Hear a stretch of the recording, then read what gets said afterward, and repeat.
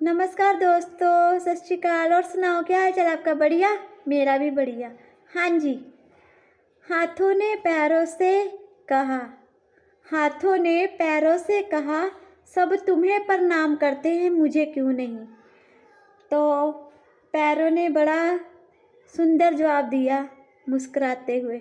बोला, मैं हमेशा ज़मीन पर रहता हूँ, हम हमेशा ज़मीन पर रहते हैं और तुम हवा में रहते हो। बस हम दोनों में फ़र्क इतना ही है, इसलिए सब मुझे प्रणाम करते हैं, तुम ही नहीं। इस दुनिया में घायल तो हर एक परिंदा है, इस दुनिया में घायल तो हर एक परिंदा है, लेकिन जो फिर से उड़ सके वो ही तो जिंदा है। हमेशा हार कर जीतने वाले की कभी हार नहीं होती, है ना? ये तो बिल्कुल सही है। अगर हम 2 बार हार जाएं, 3 बार हार जाएं, पर हम कोशिश करते रहें, एक दिन ऐसा आता है कि हम कामयाब हो जाते हैं। उसी तो बोलते हैं, जो मुकद्दर का सिकंदर, है ना? अपने मुकद्दर का सिकंदर हमें खुद बनना है, ना कि किसी को सोचना है। अपनी उम्मीदें अपने हाथ। सारा खेल वक्त का है जनाब, सारा खेल वक्त का है जनाब।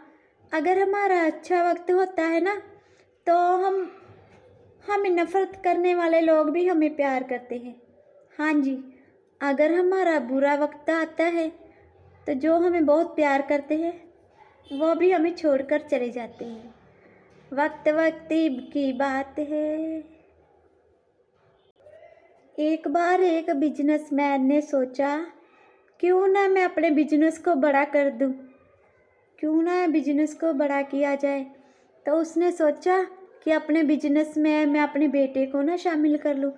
पर फिर उसने एक बार ये भी सोचा कि मैं अपने बेटे को तो शामिल कर लूं, पर उसकी परीक्षा लेनी पड़ेगी।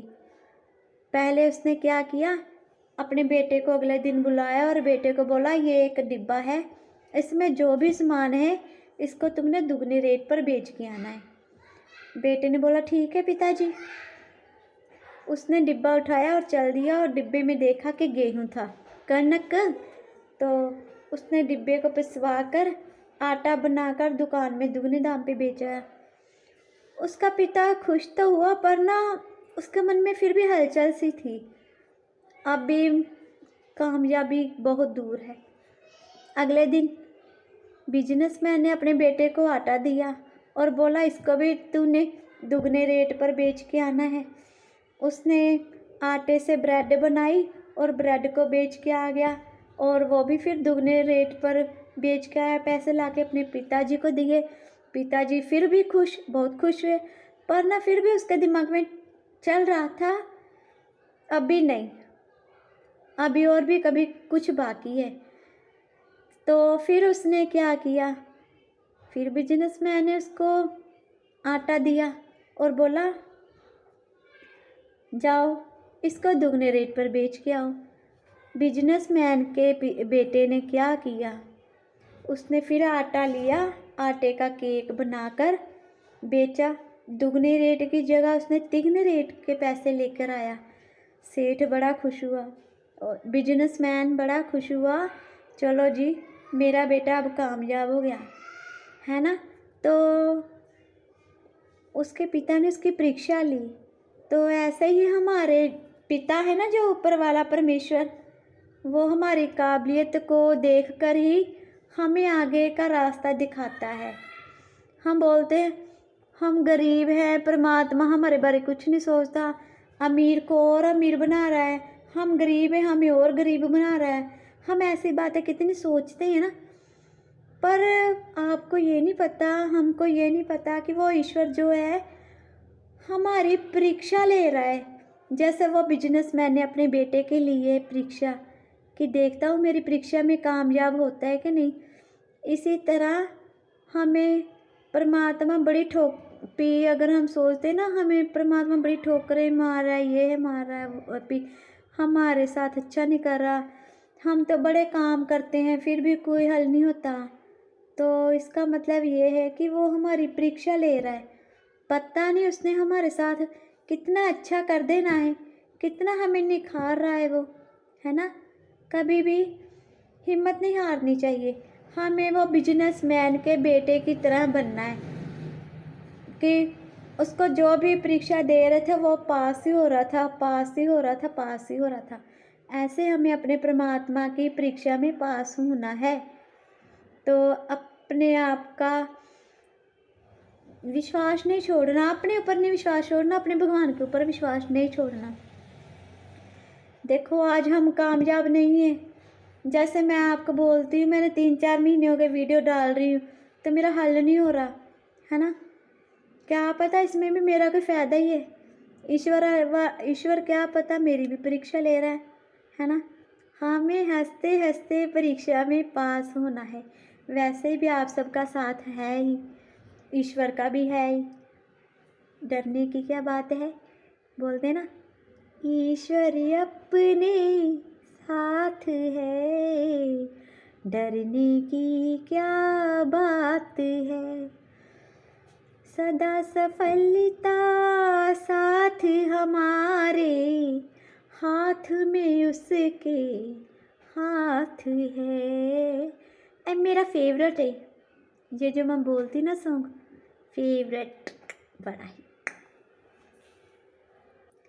जनाब जनाब हम खुद बन रहे हैं ना, इसलिए समय लग रहा है। वो क्या है ना, हम मिडिल क्लास लोगों का ज़िंदगी बनी बनाई, हम मिडिल क्लास लोगों को ज़िंदगी बनी बनाई नहीं मिलती, है ना। याद रखना कि सिर्फ मरी हुई मछली को ही पानी का बहाव अपने साथ लेके जाता है। याद रखना, मरी हुई मछली को ही पानी का बहाव अपने साथ लेके जाता है। जिंदा मछली तो अपना रास्ता आप ही बना लेती है ना।